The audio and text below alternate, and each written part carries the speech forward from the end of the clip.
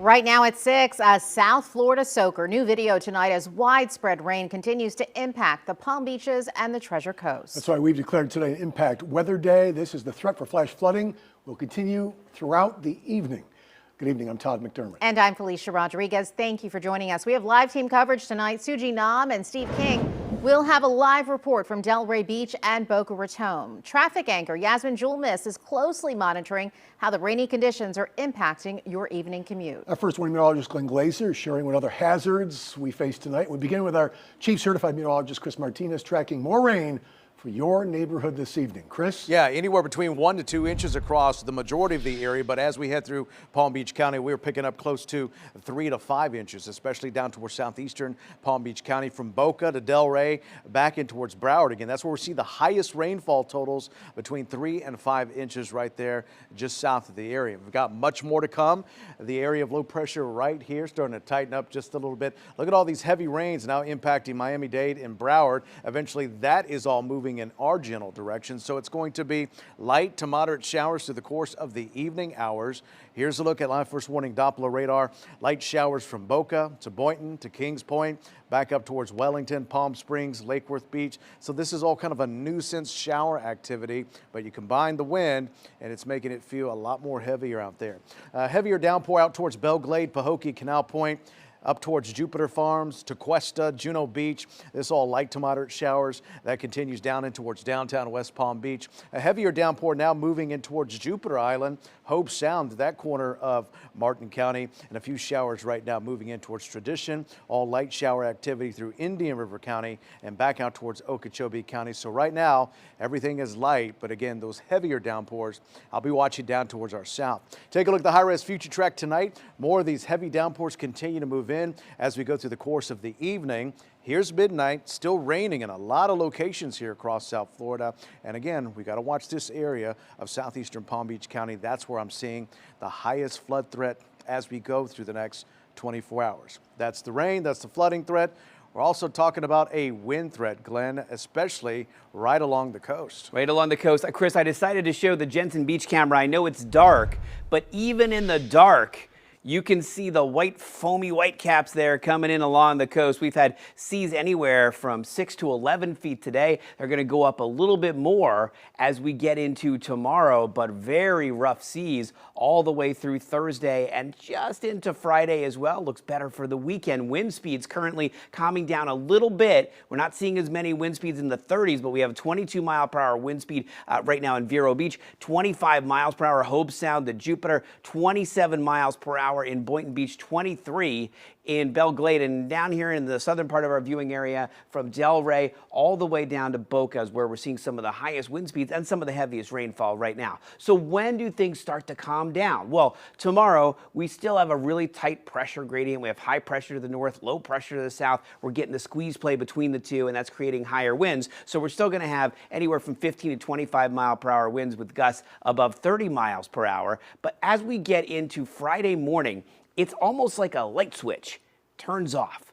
The winds slowly begin to calm down Thursday night, but then instantly calm down by Friday morning as some low pressure develops just off to our northeast here, and wind speeds on Friday about 10 to 15 miles per hour instead of the gusty winds we've been seeing today and that we in just a few minutes. Todd, Felicia? All right, Glenn, thank you. But no off switch yet. More rain just keeps falling all over South Florida. We have our WPBF 25 news team reporting live across our viewing area. Suji Nam is monitoring conditions in Delray Beach. We start with Steve King live right now in Boca Raton. Steve?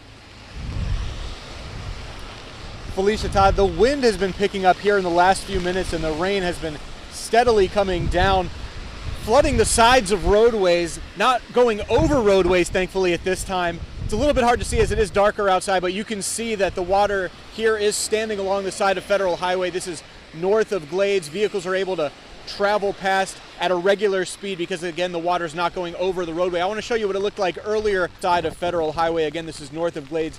A few inches of that water in the right-of-way in many areas along Federal Highway. And just to give you an idea of how much things have changed here over the last several days, last week, the Lake Worth Drainage District was bringing water out into the ocean because of all of this rain that we've been seeing falling steadily over the last few days. Now we're going to send it over to our Suji Nam in Delray Beach. Suji, what are the conditions like over there? Yeah, Steve, I think you're bringing some of that rain energy to us here in Delray Beach because we're certainly feeling the rain right now. We've been out here since 4 o'clock and boy, I'm telling you, you can feel the wind, you can see the wind. It is cold right now. I'm here on West Atlantic Avenue here in Delray Beach. You can see a lot of cars zooming by, so if you are on the road, please stay safe and please try to drive a little bit slower just in case to avoid any accidents. But again, so far this evening, we've been seeing a lot more rain. In fact, right now, we're seeing heavier pockets of rain right now. So if you happen to be out here in Delray Beach or need to go outside, make sure it's safe. But so far, no major reports of any flooding so far, but we, of course, will keep you updated both on air and online. Now I'm going to send it back to Todd in the studio. Todd. Suji Nam, Suji and Steve, also take care of yourselves. Our team coverage continues now with our traffic anchor, Yasmin Julmis, here in the studio, closely monitoring the impact rain's having on this evening commute. Yasmin? Thank you, Todd. Things have really ramped up. Let's actually head right outside so I can show you a live look at the turnpike heading northbound in Port St. Lucie. Heading north, conditions have started to improve following a crash that had one lane blocked. And let me show you what this is doing for slowdowns in the area in the map behind me. You are traveling on the turnpike heading northbound at about 78 miles per hour. And as you're approaching Port St. Lucie Boulevard, you almost come to a standstill at 20 miles per hour. Also in this area on I-95, heading northbound near Becker Road, I'm seeing some slowdowns due to a crash that doesn't have any lanes blocked, but is causing a bit of a slowdown between Martin Highway and Gatlin Boulevard. Also on the Treasure Coast, this is very significant for local drivers. Heading westbound, we have all lanes blocked due to a crash on State Road 60. To get around this, I would use the turnpike instead to Yeehaw Junction, and I'll keep watching this. And Suji Nam in Boca Raton, consistent with what they reported, seeing a lot of rain coming down and slowdowns heading southbound in the area, 15 miles per hour. A few crashes actually heading northbound on I-95 in the area as well, but no lanes blocked in those instances. And as Suji said, the winds are picking up. She said she feels a little cool. So here's what you need to do as you are driving through high winds. Watch out for objects that may blow onto the roads. We know that there's already been some debris out there. Pull over if you need to and stay away from the trees. Keep your hands firmly on the wheel so that you can course correct if you need to, and then avoid down power lines to make sure that you are safe.